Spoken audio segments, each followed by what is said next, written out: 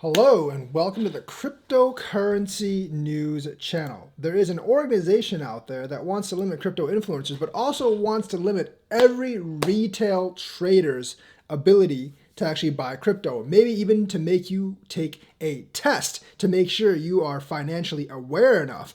Or they'll probably make the same rule that you have to have X amount of money to invest in crypto. That means, yes, the fat cats will win again. But it is unlikely, I think, that any country actually takes their advice. Because for the influencers, we're like, you see people like Jim Cramer and guys on CNBC all the time get picks wrong, and they're not really liable for it. So I don't really know why you would change that for YouTubers on crypto. And there's hot stock pick guys all the time on YouTube as well. Now, I do believe that YouTube's policy of that if you are being paid, you have to disclose. That is absolutely right. And I think like for financial stuff, like if you actually own the crypto, you should have to disclose on a video as well. Everyone knows which cryptos I own. I disclose that all the time. My holdings haven't changed, but maybe some influencers don't. And I think they should actually enforce that more strictly, especially disclosing if you're actually being paid to advertise. So this organization wants to put all crypto influencers in a sandbox. I don't even know what that means, where they can be identified and registered. So this organization is called the Financial Planning Standards Board, or FPSB. And basically, they issued a statement on crypto influencers, digital assets, and retail trading with these assets. This is from Bitcoinist. And they're very, very restrictive. On influencers, I don't even know what a sandbox actually means. I think we'll have to like register with something. I mean, the thing is, if we do that, I doubt you can really hold us liable because we're just kind of like guys giving our opinions. We can disclose all that we want, but in the end, we're just like those guys on CNBC. You're not paying us or anything. We don't handle your assets. We just give our opinions on what's good and what's bad. We should have to disclose if we're being paid to advertise something, obviously, but that's about it. However, this goes far, far beyond that. It's an international organization in charge of making recommendations and creating standards in financial planning. I think they basically just want to create jobs for themselves. So the FBSB asked to increase the efforts to protect investors from cryptocurrencies, but it really sounds like they're trying to create jobs for themselves and trying to limit retail investors from cryptocurrencies. So they do believe that COVID-19 contributed retail market conduct issues, which they obviously did.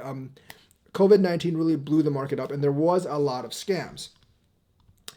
So crypto benefited from this trend probably due to its openness, accessibility, and soaring prices. Data from DeFi Pulse, which tracks the growth of decentralized finance sector, very popular among retail, indicates a massive growth through these assets from 2020 to late 2021. We all know that, and that peaked in November of 2021. In addition to digital assets, crypto influencers and people using social media to promote a product platform token gained a lot of popularity. FBSB believes these people are providing financial advice without proper certification. But that's kind of like saying that the guy you ask for a hot stock tip in the bar is providing financial advice. You generally have to pay people for actual financial advice. Thus, the influencer should be held accountable. That means Jim Cramer should also be accountable for any wrong recommendations he actually makes. Basically, like if you're promoting a financial fraud or scam and you know it's a scam, then sure. Like if you're promoting BitConnect and you're like Craig Grant, for instance, obviously, but if you're just some guy that's being duped, it's really hard to actually make that argument. Like I said, the guys on CNBC are not really held accountable if people take their hot stock tips.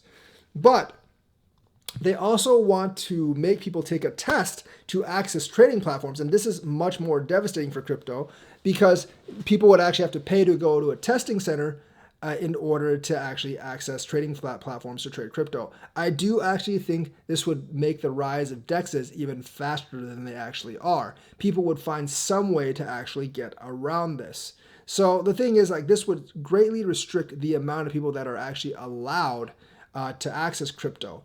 And this definitely would put the brakes on the crypto market. Even in the stock market, like anyone can sign up for E-Trade or Ameritrade and trade stocks. So I really think that this is taking it way too far, and I doubt countries are really going to implement this. The organization recommended affiliated regulators research the likelihood of investors experimenting with catastrophic financial loss. The thing about catastrophic financial loss is like, this is basically saying that, hey, instead of anyone who's over 21 can go into a casino, this is saying like, oh, we have to kind of like check your background to make sure you won't do anything stupid. And if you are able to do anything stupid, we won't let you step foot in a casino, because it's kind of like the same thing. So the thing is they also want to like basically prevent users from using their credit cards to purchase cryptocurrency that are at risk for catastrophic financial loss. Basically, you can't prevent people from losing money. I mean, like preventing them from losing money will also prevent them from gaining money. I think they're making the harshest recommendations possible to give themselves as many jobs as possible.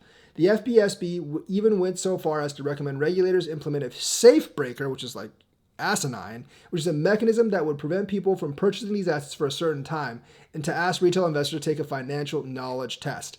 Now, you don't even have to do that with traditional stocks. There are some like private stocks that you might have to, but not even with traditional stocks. I think these are like really, really asinine. I do think like cryptos should have to abide by some of the same rules as like traditional markets, but what they're actually suggesting is far, far more serious. So I doubt any country will actually implement these.